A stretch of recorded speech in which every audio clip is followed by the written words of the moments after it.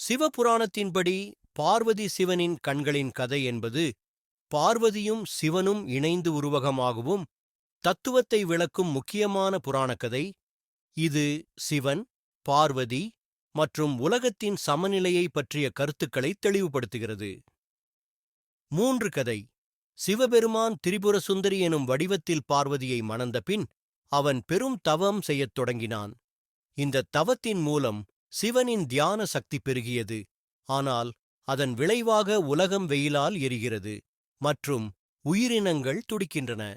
அதே நேரத்தில் பார்வதி தேவியானவள் சிவனின் முழுமையான துணையாக இருக்க முடிவு செய்தாள்.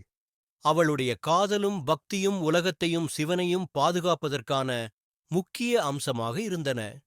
அவளுக்கு தெரியாமல் சிவபெருமான் தனது தியானத்தின் காரணமாக தனது முத்திரைகளை, தன்னைச் சுற்றியுள்ள சக்தியை பெருக்கி உலகத்தை காக்கத் தொடங்கினான்.